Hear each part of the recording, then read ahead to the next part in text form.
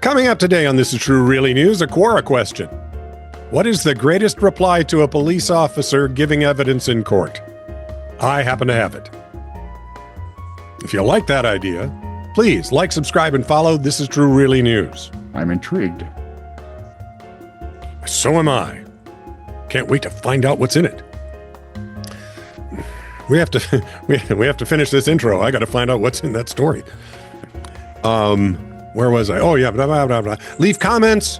Where Questions, comments, conundrums, and snarks. No, that's too far. Go back. Oh, that's leave comments wherever if you have find a comment. us. Just leave them right where you are. Yep. Yeah, and if you got something bigger like a snarkument, just send that to us.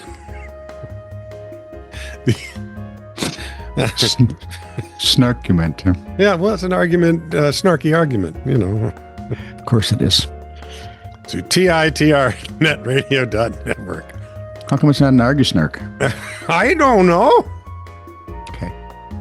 Shakespeare can make up words. I can make up words. Sure. This is True, Really News with Scott Combs and Tony Vercanis.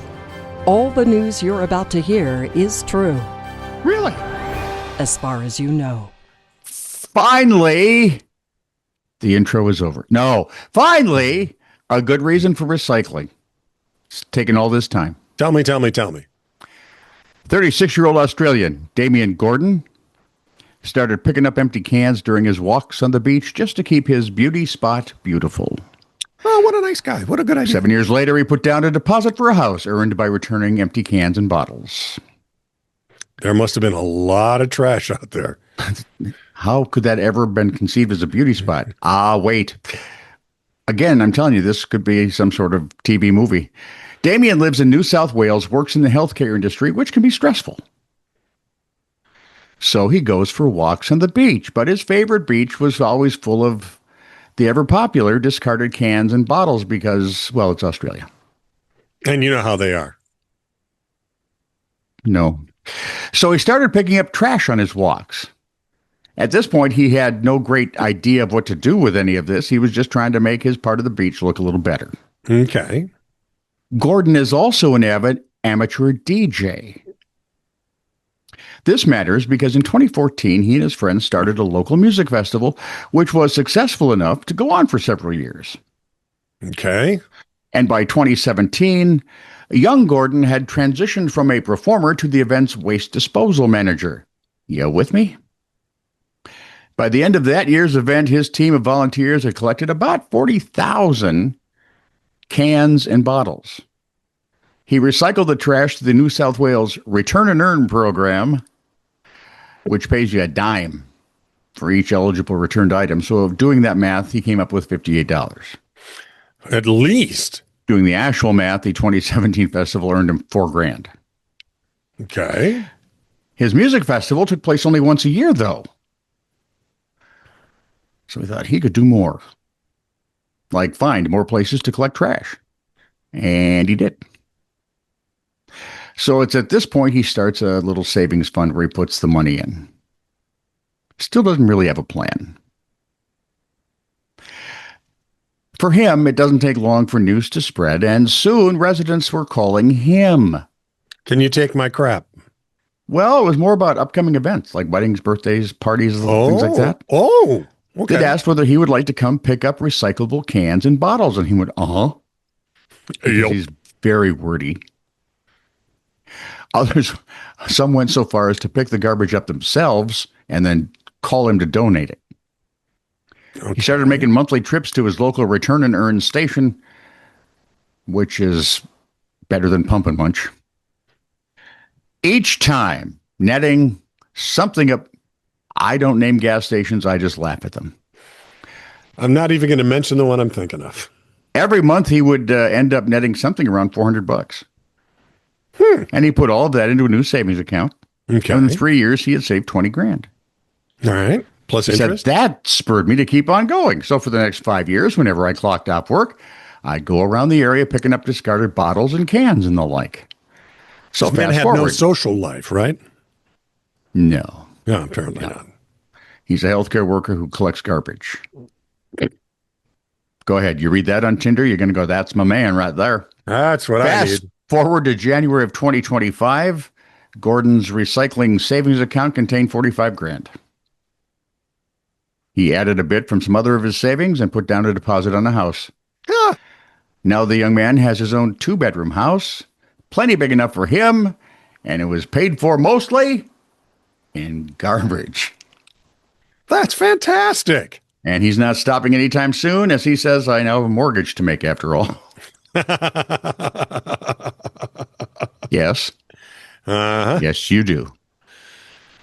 Okay, here's our Quora question. What is the greatest reply to a Kind of puts a whole new meaning, though, to Rory Clark's Buck Owens picking and grinning. Yes, it does. Yeah. Sorry. What is the greatest reply to a police officer giving evidence in court, you may well ask?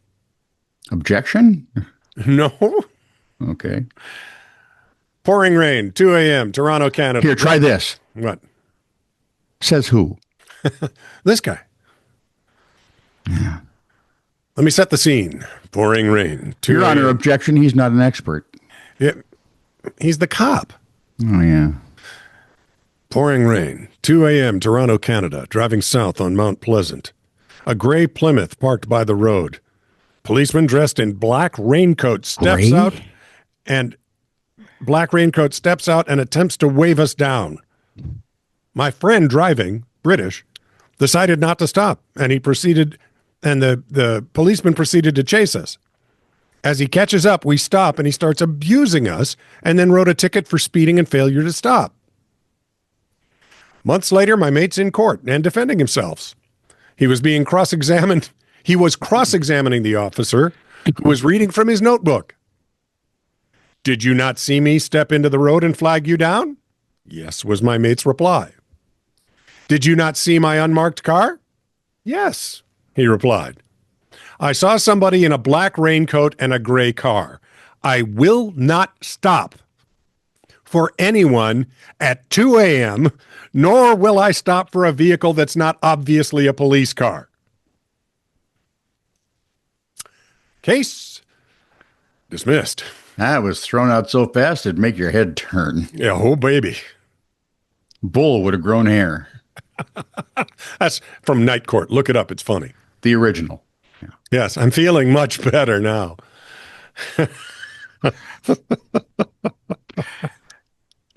Well, since we were in New Zealand buying a house with garbage, let's go to Wellington, New Zealand, shall we? Where this story comes from. It's a long one.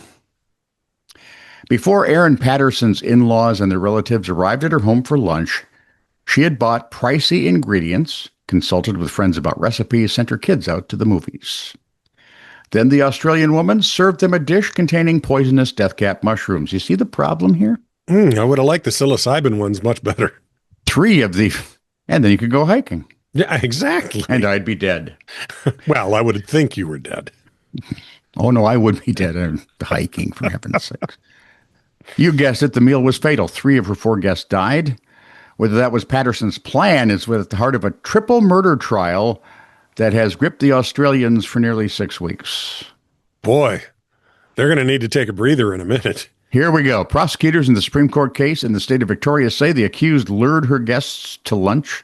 Lured, I say. Why don't you come for lunch? With a lie about having cancer. I am giving you cancer. No, she had cancer. Oh, she had cancer. Before deliberately feeding them toxic fungi. Fungi? Fungi. Mushrooms that made them go dead. Unalive. But her lawyers say the tainted beef Wellington. Ooh, that sounds like Wellington gets into these all the time. She served as her lawyers say the tainted beef Wellington was nothing more than a tragic accident caused by mushroom storage mishap. She denies murdering her estranged husband's parents, Don and Gail Patterson, and their relative Heather Wilkinson. The mother of 2 also denies attempting to murder Heather's husband, Ian Wilkinson, who somehow survived the fungus. In a rare step for a defendant charged with murder, Patterson chose to speak in her own defense at her trial this week. That's probably never a good idea. So the 50-year-old we find no one disputes that she served death cap mushrooms to her guests for lunch. Yep. No one disputes that.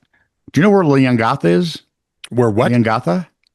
That's the city they're in. In They lived Australia? in Australia. Yeah, no, I have no idea. Patterson said that she splurged on expensive ingredients, researched ideas to find something special to serve, deviated just a hair from the recipe to improve the bland flavor. She believed she was adding dried fungi bought from an Asian supermarket from a container in her pantry, she told the court. Now, as her lawyer cross-examined her, she said, I think there is the possibility that there were foraged mushrooms in there as well. Patterson had foraged wild mushrooms for years, she told the court, and had put some in her pantry just weeks before the deaths. Patterson, who's formerly separated from her husband, Simon, not recently, this was like 2015. Yeah. Said she felt hurt when Simon told her the night before the lunch that he wasn't comfortable attending. I'm not comfortable attending. Thank you. She earlier told his relatives that she'd arranged the meal to discuss her health. She deranged the meal? Arranged. Oh, yeah, never mind. It's like deranged, only vastly different. Patterson admitted this week that she'd never had cancer, but after a health scare, she told her in-laws she did. We're back to a Lifetime movie. Yeah, here we are. In reality, Patterson said she intended to have weight loss surgery, which is like cancer in every way. But she was too, yeah, I know. She was too embarrassed to tell anybody and planned to pretend to her in-laws that she was undergoing cancer treatment instead. And that would explain her getting skinnier. It would also explain how it would make a great Lifetime movie. A tearful Patterson said, cancer, it's just a GLP-1 agonist. A tearful Patterson said she was ashamed of the fact that I didn't have control over my body or what I ate, and I didn't want to tell anybody, but I should not have lied to them. Good point. The accused said she believed she was spared the worst effects of the poisoned meal because she self-induced vomiting shortly after her lunch guests left. Wait for it. Not because of the mushrooms. She had binged on most of the cake and then did the throw-up thing. After the bingy. Problem she said she struggled with for decades. She also said she believed she had eaten enough of the meal to cause her subsequent runs. Yuck. Yep. She then sought hospital treatment. Hey, is there any chance she was in the eastern United States being followed by another woman in a car and she became upset when the woman honked at her? That it might explain the consistency of what happened thereafter. Could be. Talented lady. Yeah. She gets around.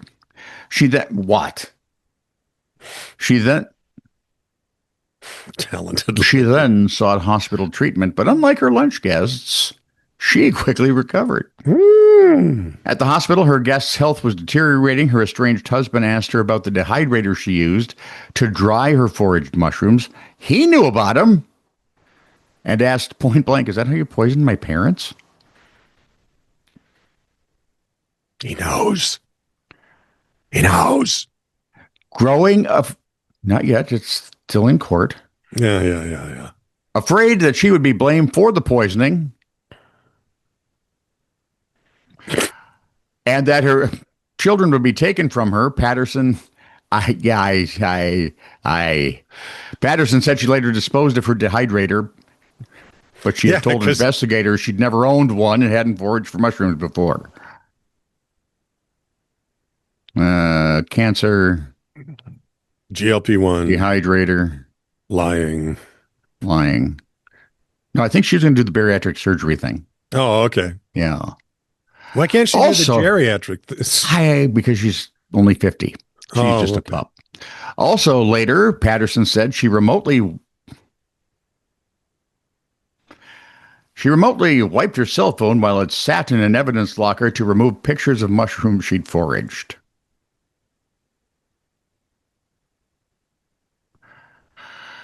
That ain't suspicious whatsoever. Yeah, she's going to go to jail.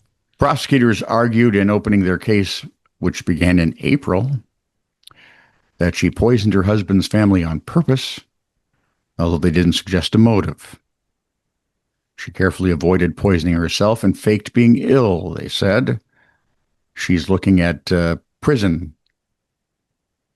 She faces life in prison for murder. There's 25 years for attempted murder. I don't know. Is Australia like Great Britain, where life in prison means you have to serve like 25 years and then you can... Yeah, I don't know. Me either. Vladdy, could you check in that for us? Do you have any connections in Australia? I mean, they speak English. It's like England, only south. Yeah, well, and a lot more prisonery. Well, it was, yes. Yes. Okay, buckle in. When working for the local council, I had to attend court over a traffic collision after a young chap pulled out in front of me and both vehicles were written off. It was pretty spectacular, but I was fine and he only had minor injuries. The police investigated and decided I wasn't at fault, and as I was driving a work vehicle, I just left it in the hands of their insurers. A couple of months later, I was informed by the council's solicitors, means lawyer. Hang on. It's that woman again. The maid? Your wife? Oh, well then, I probably should have answered it. Anyway, I was informed by the council's solicitors, lawyers, that the incident had been contested and I was to be summoned to court. The council? As a defendant. The council solicitors. The council's city. Lawyers. Yeah. City council's lawyers. The city who pays the police who said she wasn't at fault. He, yes. Him. It turned out the guy's mother... Wait, hang on. Okay. Turned out the other guy's mother couldn't have a blot on her soon-to-be a dentist's son's record. You're bagging me here. No, I am not. This is... I'm just reading it. She brought up... What's the lifetime equivalent... What's the Lifetime Network equivalent in Britain? Because this has got to be. We've got a lot of movies going. She brought a private prosecution against me, holding that I was liable, presumably because I was just a lowly council worker and would crumble before the very high-priced law firm she had retained. Duly summoned, I arrived at the Crown Court, and the righteous mother was sitting with a malicious grin behind the barrister. After a while, it became obvious they were insinuating that I'd been speeding, and therefore it was my fault, even though the police had found this wasn't the case. It was uncomfortable having their barrister paint me as a habitual dangerous driver, as I'd had a couple of minor speeding fines 10 years earlier. Haven't we all? He then swooped in with the damning facts. Barrister says, so... Hey. What? The darning facts. Oh, yes. Oh, wait, that would sound more like socks being fixed. Yeah. Does anyone remember darning socks? Oh, I know how to do this. Yeah. He then swooped in with the danging facts. There you go. Barrister says, so if you were not speeding, how do you account for the fact that my client's vehicle was spun 360 degrees and knocked onto the central reservation of the road? I have the sketches from the police and the measurements from the scene. 360 degrees! That was a considerable impact. That's warm or cold, no matter how you do it. Yeah. How could this possibly happen if you are not driving in excess of the speed limit? Me. Oh, that's easy. I was driving a 2.5-ton pickup truck at 30 miles an hour, which is around 13.5 meters per second, and your client was in a small car of around a third that weight. Conservation of momentum means that a large part of the momentum of my vehicle would have been imparted to that of your client at the moment of impact in the form of kinetic energy, which would, considering the masses involved at the point of impact at the rear quarter, be more than sufficient to spin the vehicle completely around and move it a good distance before coming to rest. I could do the mass velocity and vector calculations for you with a little more information. Both barristers stared at me with their mouths open. Wait a minute. This is an expensive law firm. Yeah, and they asked... And nobody in their building. Yep. They just thought he'd walk away. Yep, they did. So the barristers are staring at him slack-jawed. Judge says, how is it you know this? Me. Well, I'm qualified as an engineer, sir. I used to make such calculations all the time, though I have a different occupation now. Judge asked the barrister if he had any rebut. After a little paper shuffling, no. With just that crack in the... No. The judge found in my favor. He then asked me if I'd like to claim any damages from them. A complete reversal of what they expected. Oh, I love it when they get their comeuppance. What? Their comeuppance? Is that like money? Upcomeuppance? Crumpets. Isn't it like tuppence and... No. Comeuppance is you get your comeuppance. You get what you deserved. You get what you earned. Comeuppance. Have you never heard of the word comeuppance? Probably. Or is it cup muffins? Puffescence. That's it. Concupiscence. No, that's something entirely different. Oh, yeah, we're done. Yeah. This is true, really news. Send email to TITR@netradio.network.